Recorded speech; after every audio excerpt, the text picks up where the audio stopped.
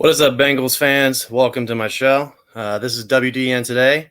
I'm Josh Isles, bringing you a brand new show from a brand new perspective. Just another Bengals fan here. Today, I have a special guest, good friend of mine. We've met through Bengals fandom on the internet, going through Facebook and Twitter and being huge fans. And I decided I wanted to do the same thing he was doing and talk Bengals. So without further ado, I'm going to bring on my guest, Jeff.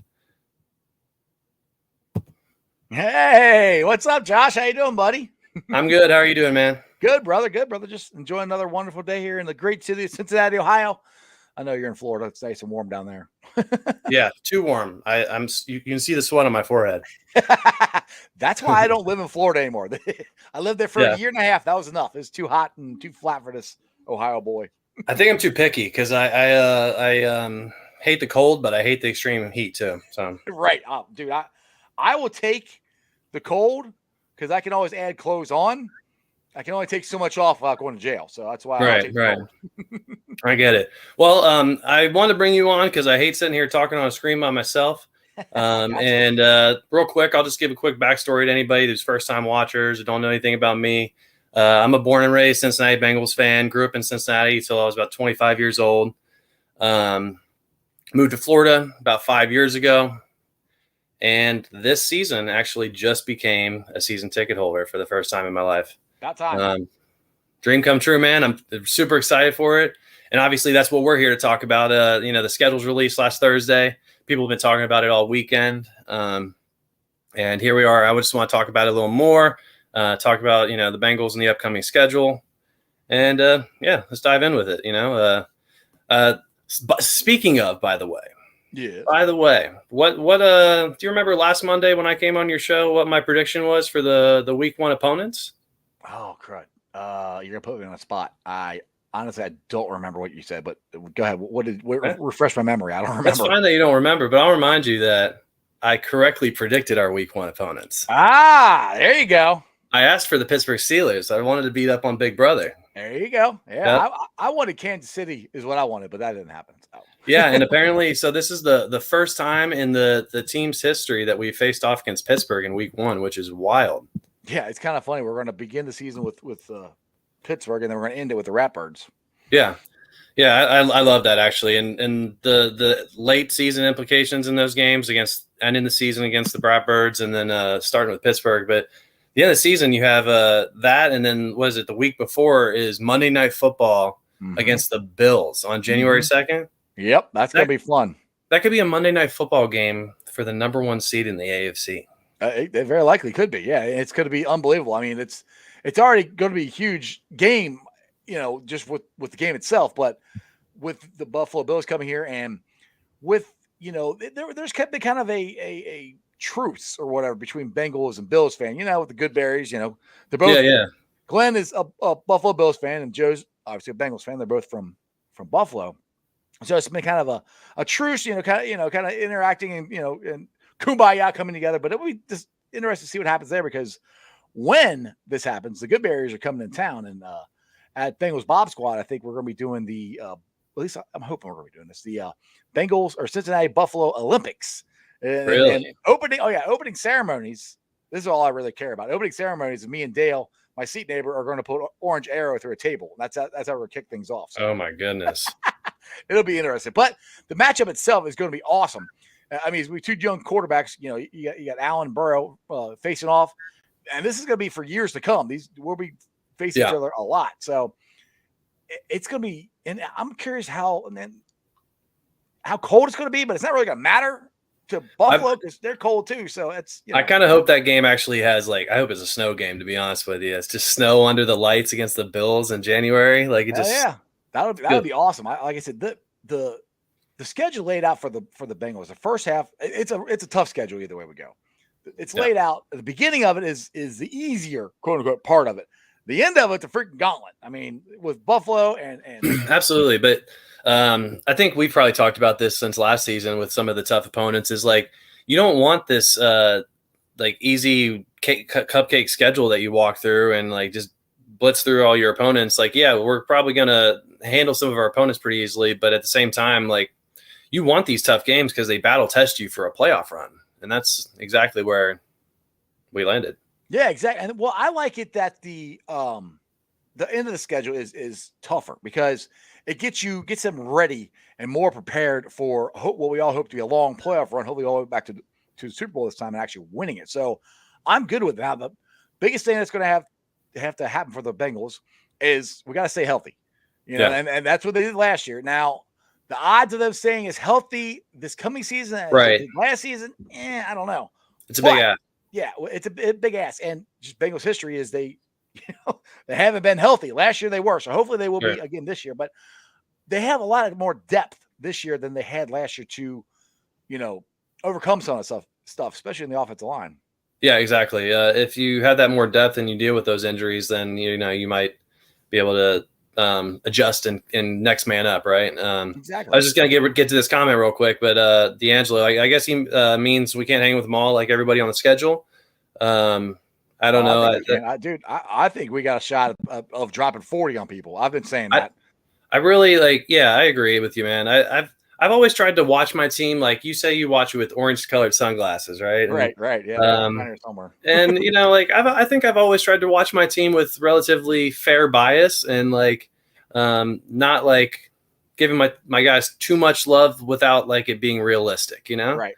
And I mean, this might be since I've been watching the Bengals religiously. I'm only 30 years old, so I've only been watching the Bengals since I was like in junior high. So early 2000s. Right.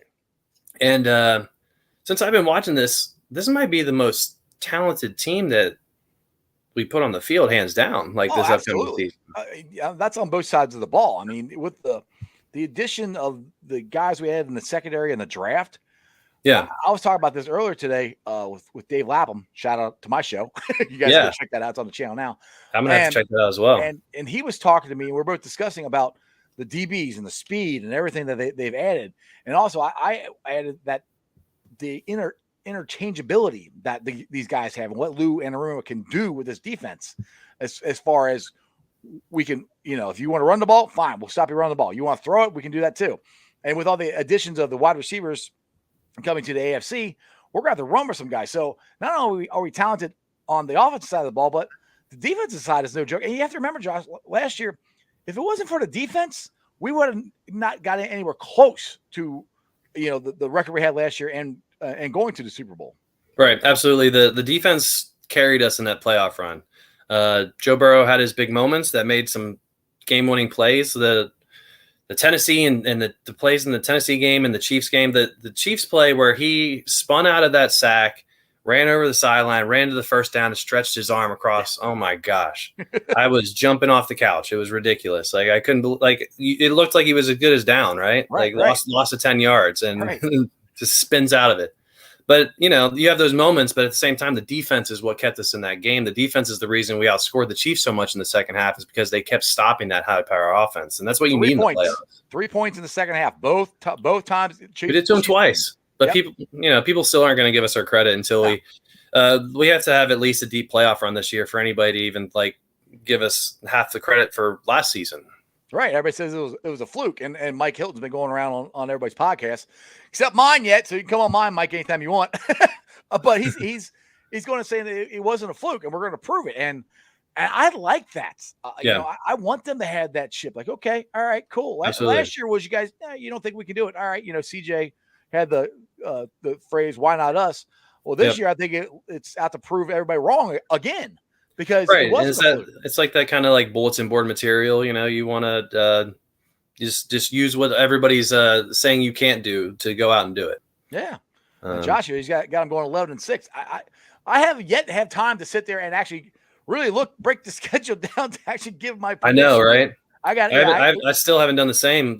We've been spending all weekend. I told you, because I'm an out of town season ticket holder. We're spending all weekend booking our hotels and flights and looking up, on the Hopper app and trying to figure out everything. And turns out I think the main road game we're going to try and make is New Orleans, and then secondarily Tampa. Right. And we're gonna turn New Orleans into a wedding week and just yeah. There you go. That'd be a good honeymoon right there. Exactly. Yeah, we'll go. We're gonna go to the game, and then I work for Hilton and get great rates. So All stay right. there for the week, and then have the family come out next weekend. Yeah, that sounds like a great idea to me. And now I have an awesome wife as well, but I don't think she would ever went for that. But I mean, when I got married back in 1997, Bengals weren't that good. So Yeah. we Well, wouldn't done and it. see, this is like a give and take. It's not like we're getting married at the game. Like Yeah. we're That would gonna be go even to the cooler. That's game. what you should do. You should get married at the game in the not the Silverdome. Where the hell they call it down there? The stadium down there In the Superdome or whatever. Yeah, Superdome. Yeah, Yeah. Mercedes-Benz Bowl or whatever the hell they call it now. I don't remember. It changes Yeah, right. names so many times. My road game I'm definitely going to is I'm going to the Tampa game. Yeah. Because my sister-in-law has season tickets. So I told her 2 years ago I'm coming. Oh, nice.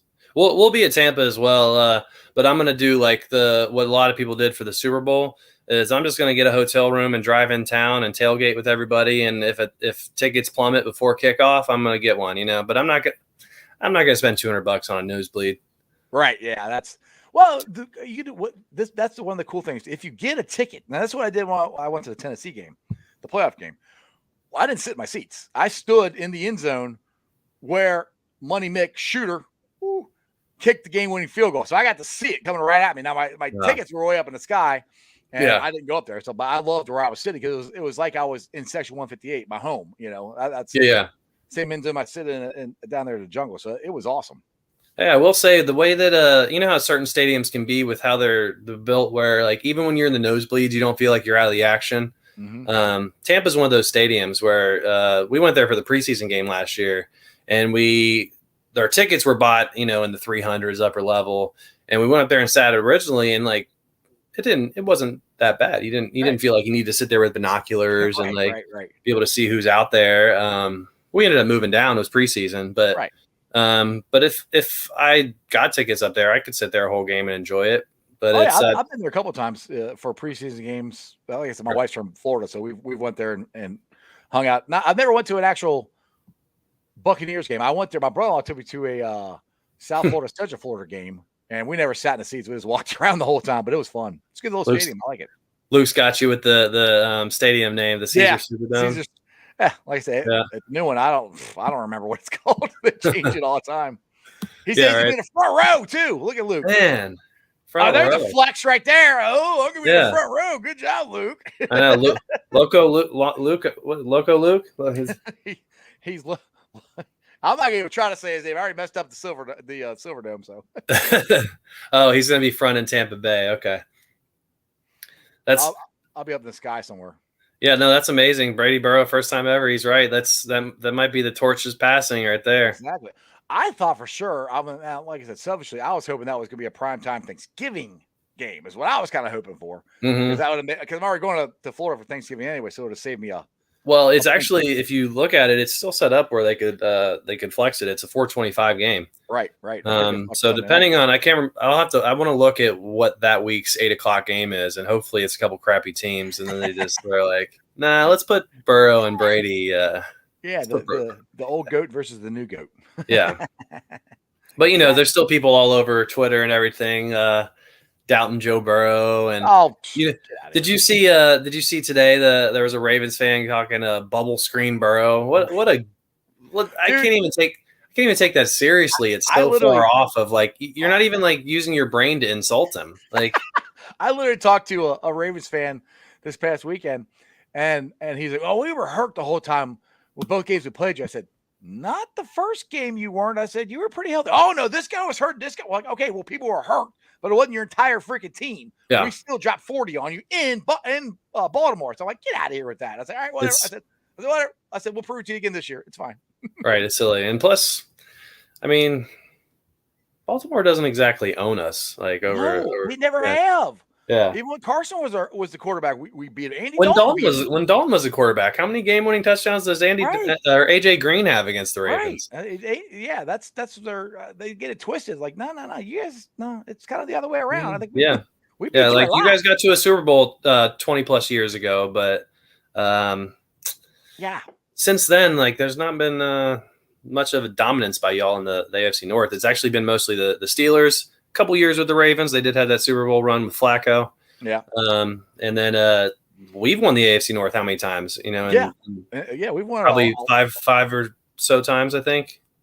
Yeah, at least I don't remember offhand. I'm sure if Luke's watching, Luke knows. Luke knows all kinds of Yeah, Bengals history. He's way better at than I am. I can't remember how many we've won, but we won just as many as Baltimore has, or it's pretty daggone close. I'll tell you that. yeah. All right. Yeah, here let me pull up the schedule real quick. We can just look at it physically and see that. Let's see. You get your computer Right work. here. There Boom. we go. Yeah. Exactly. And you know what? Like you were talking about, the second half of the schedule is tough, but that's why we got to take so much advantage of the first half and get those wins. Because, I mean, you're looking at it, and it's possible we can get 7-8 wins before the bye. Yeah, it's possible. I mean, that's a tough start there at home against Pittsburgh, and then going on the road to Dallas. So those are going to be two pretty big games right there. And then Right. I don't want like the Jets. It's on paper it should be an easy dub, but hey, you never know. I mean, you can't overlook them. They're young and talented, and they're hungry, like CJ said, right? Right, exactly. So they could be balling out in that next year. And then you got Miami, who like I said, I'm not sold on Tua. I don't. He hasn't sold, but he hasn't really been given a shot either. So well, it's make or break now. He's got all the weapons in the world. If he doesn't do it with these guys, right, exactly.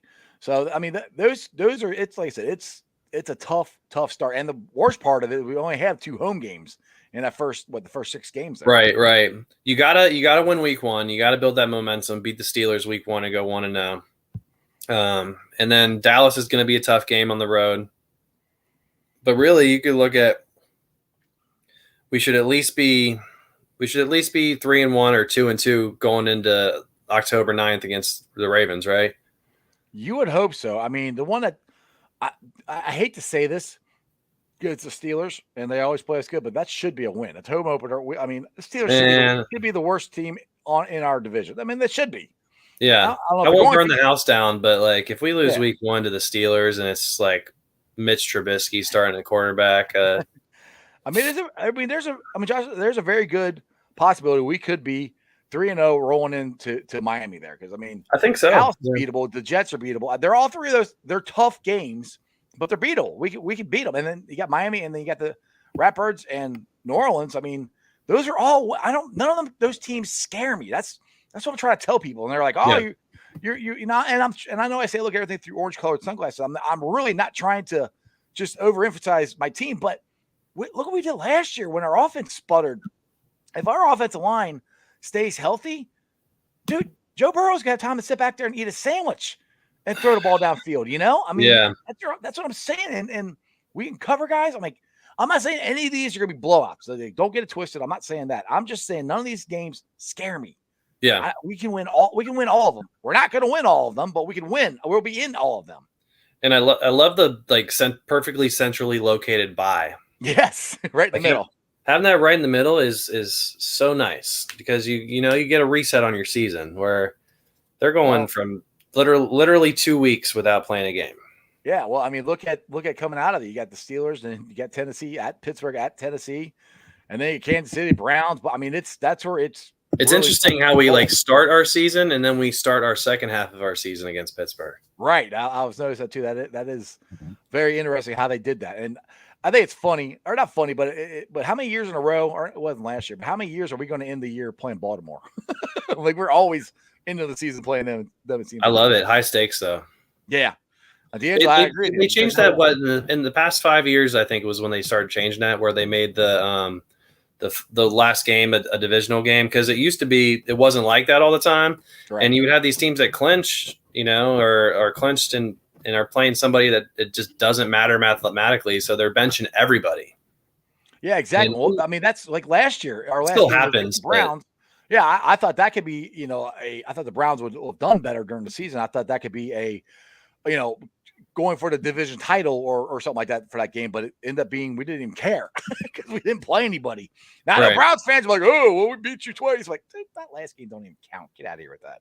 Yeah, I saw somebody else say something about it. Might have been Willie Lutz. Yeah, I think he was the one that said, like, imagine like the Browns beat us twice last year, and it had zero effect on the fact that we made a Super Bowl run. Like, Right, exactly. they think they're more relevant than we are. Exactly. Now, like Luke says here in the comments, said Bill's game will be huge. Good chance it's a number 1 seed fight. I swear, just talking about earlier, I think there's a great chance that it could be like that. Yeah. Yeah, we pop that up.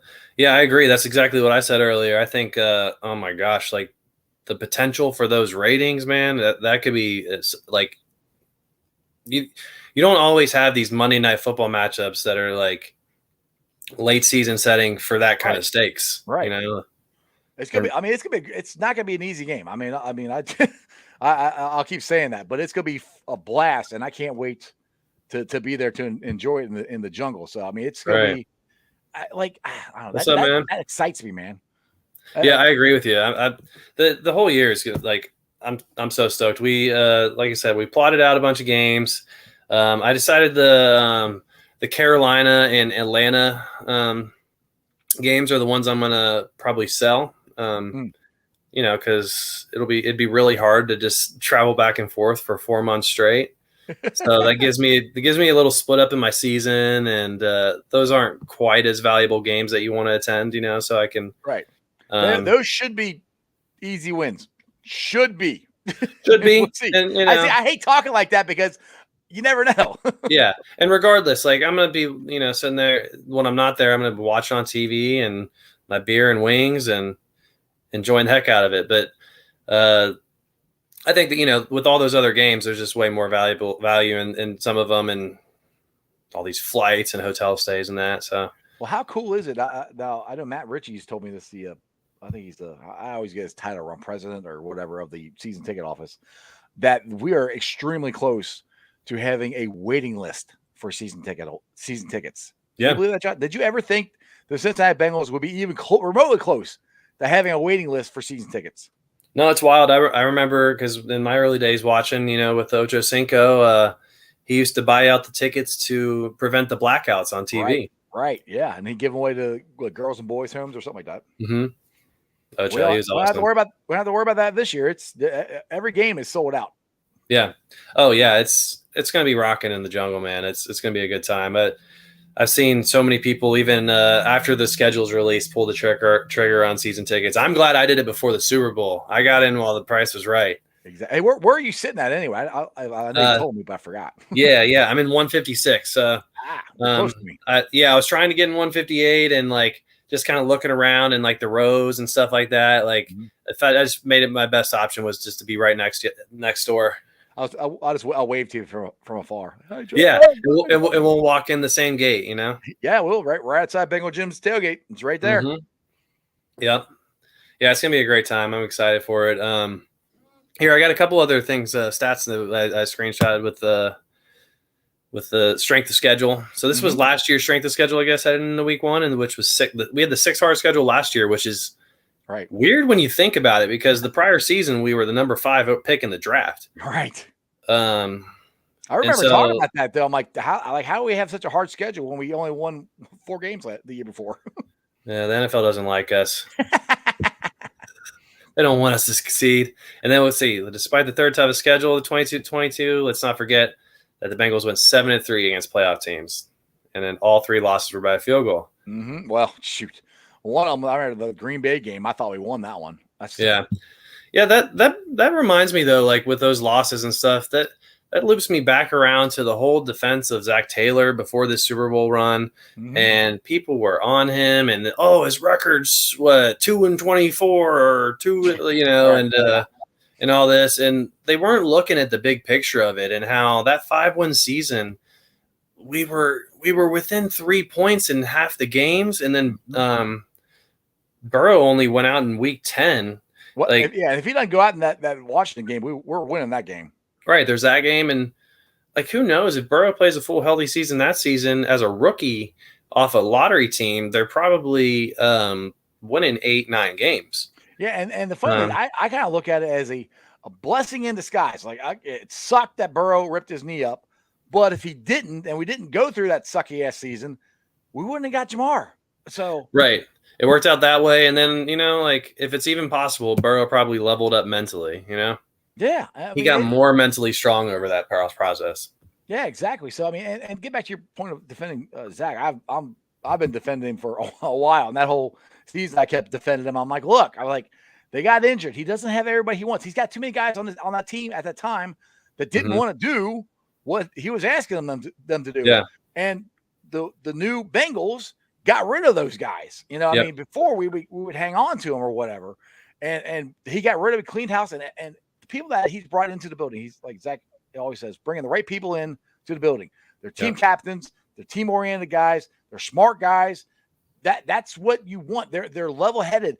And this is why I think these teams are going to do better in prime time than any of the other teams we had, in the past. Because, for years it was, anytime everybody says Danny Dalton, but it was Marvin Lewis. Whenever the Marvin Lewis years, we can never win in prime time, like very, very rarely. And I can't remember who I had on my show, but this sticks out to me. I wish I could remember who I had on there. But they were saying the players told them that there was always a difference when Marvin Lewis was there. It's like you could tell the pressure was on because it was going to be a primetime game and it was a big game. Well, he said, with Zach Taylor, he goes, they don't do that. He goes, I know we're prepared. This is another game. Yeah. We did our due diligence. We'll go out there and we'll play. Right. And that permeates the whole team. That's the way Joe Burrow is. Yeah. It's not like this, like, added unnecessary pressure. Like, all right, the lights are on. Everybody's looking at us. It's like, no, like every week we go out there and everybody's looking at us. Like, we just got to go out there and execute what we're prepared to do. Like you said, like plain and simple. Yeah, it's like Jackpot says, F it. Jamar's down there somewhere. Exactly. That's still one of the greatest quotes ever. I love that. He's just chucking it down there. Yeah, well, these are pictures I saw from practice today. I guess they were at practice today. I don't know. It looks like it. So yeah, I didn't know. I didn't get down to the bridge to find out. There was this this other one that I'm loving. Yeah, Karras, the new center combo. Yep. Hopefully that's his Jeff Saturday. Right. Exactly. That's what we need him to be, and he'll be there for the next 3 years. That's for sure. So I was hoping. I was trying to find out they're gonna be out again this week, and I might head down there and try to get some videos, but. Like I said, everybody's like, how do you always know? I'm like, I don't. I get lucky and I find some stuff out from some certain people that help me out a little bit, but they don't even know all the time either, too. So yeah, it's guesswork, right? Sometimes you guys just drive down there and look. I love it. Oh, well, quick pause real quick just to mention again, you guys are watching WDN Today. Brand new show here. Just started the podcast. This is the first episode. Glad to have Sports with Strawberry Ice, the Iceman Jeff Trenopole on here. I would be I'm so honored to be the first guest. Hey, man, it's a privilege. Like I've been bugging you all weekend about it, trying to get you on. I felt bad. I'm like, I got off work Saturday. I'm like, yeah, I can do it. And then I came home and fell asleep. I'm like, oh, crap. Yeah, and we got opposite work schedules. I work like in the evening time, and then you work in the middle of the night, and then go to sleep during the day. Right. And that's when I'm awake. So exactly. That's what Josh is blowing me up. I'm like, dude, leave me alone. I'm sleeping. I'm taking a nap. Grumpy old man. Responding to tweets and not making sense. I never do that. I have no idea what you're talking about, Josh. I was like, what's he trying to tell me here? Like, I don't know. I say weird shit sometimes. I don't know. Right. Yeah, man. But I'm super excited for the season. I can't wait for it. It's going to be a blast. I'm taking my brother to the Chiefs game. When is that? December 4th. And then we're probably going to do the Bills game as well. Then my dad's coming with me on the Dolphins game. So nice. Yeah. How do you feel? So we talk about the schedule here. How do you feel about the draft picks that they've gotten and the potential undrafted free agents that they have? Because Dave Lapham was talking about that on my show again. Shameless plug for my show, but he was really impressed with a couple of the undrafted free agents we got. And I wish I could remember the guy's name, but it was the offensive lineman who's a center and guard.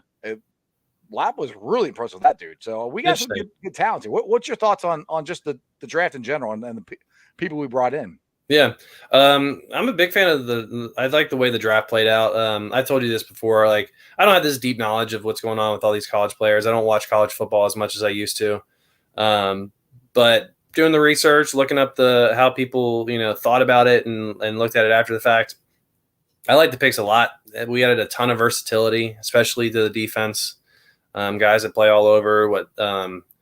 Dax Hill is like people are like, "Oh, he's a safety," but he almost played more. He played more snaps in the slot than he did that safety in college. So like, He's a Ginsu knife. That's why yeah. that's what I said. I think him and Cam Britt Taylor are going to work out perfectly for Lou Anarumo and what he wants to do. They both can play safety. They both can play DB. And they have speed. You can put them anywhere. Oh, dude, they got speed. I mean, a lot of the guys the Bengals drafted this year have got speed, and which I said this earlier in the show that we need that with all the wide receivers and talent that have come to the AFC. So, like I said, I'm not scared. It just whatever you want to do, dude. We can cover you guys. We can stop the run. We got you. Speaking of wide receivers, I think we kind of need to either like snag just a little veteran free agent or somebody off the bottom of the depth chart is going to have to at least emerge as like a solid number 4 and 5. Right.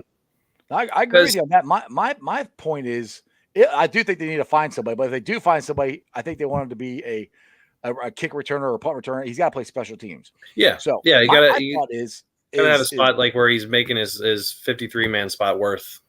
Right. Spot. Yeah. My thought right now, I mean, they got we're May, but right now, I think Chris Evans has a really good chance, and I'd just like to see them use him more often.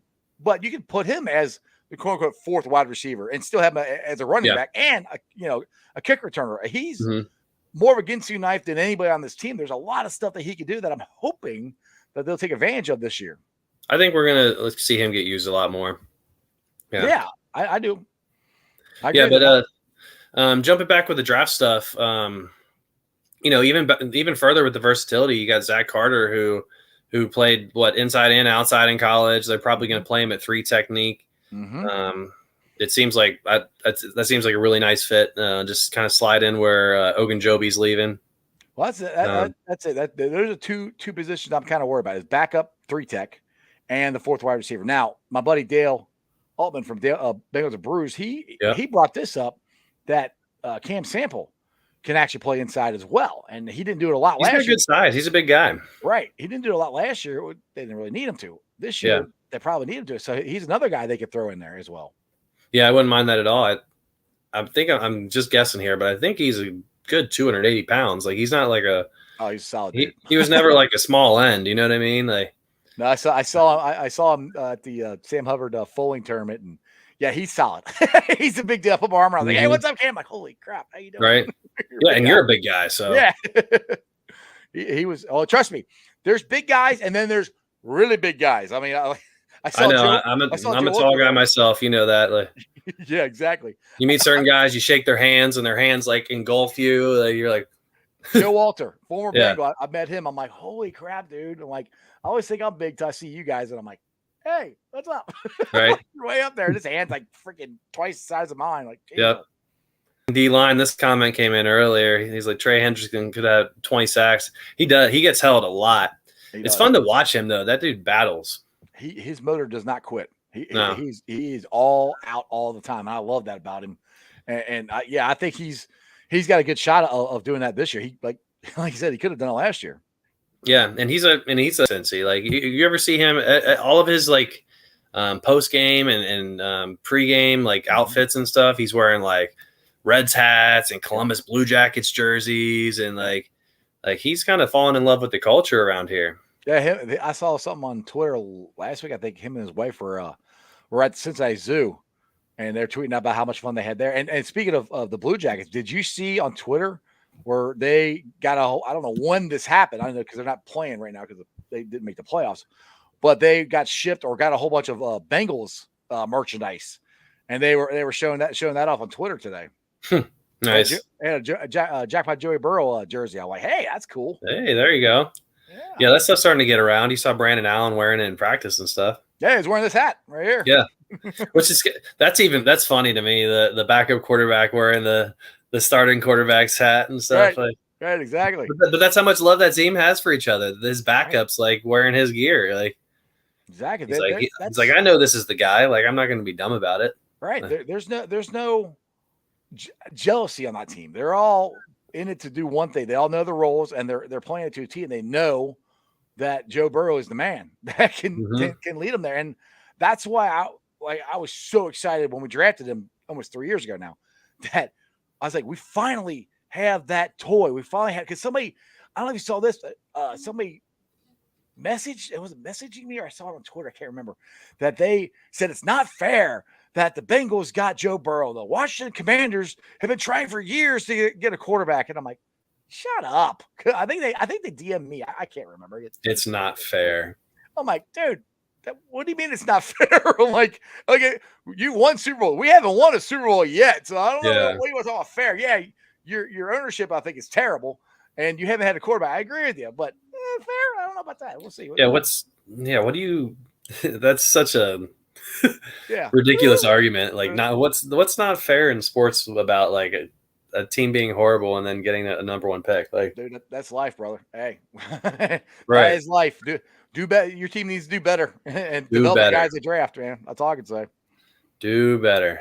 Well, man, I appreciate you coming on and chatting some draft, not draft, but we did talk a little bit about the draft, but talking schedule and everything, coming on my first show. It's been fun to talk about. Again, y'all, this is WDN Today. We're on Twitter, Facebook, YouTube, TikTok. Where am I at? Instagram, all over the place. They're on the banner on the bottom of the screen. All the same tag everywhere. Follow me, subscribe. I'd appreciate it. Go check out Jeff's show, Sports with Strawberry Ice, if you haven't, because I'm sure you already have, but this guy needs some more followers on YouTube, all right? Right, always do. Yeah, we need 2,000 tomorrow, okay? I'm trying to get. I'm working on that. I'm hoping to get that before the season starts. We'll see. I'm closer. We'll get there. But yeah, thanks everybody for tuning in. Thanks, Jeff, for coming on. Anything else you want to mention or anything before you get off here? No, just check out my show today, live at 5:30. Got Willie Lutz on there. We talked about him on the show. He's from the Same Old Stripes podcast. He's going to be on live at 5:30. Tomorrow, I got Shane Graham. He's going to be on. I'm going to record that one.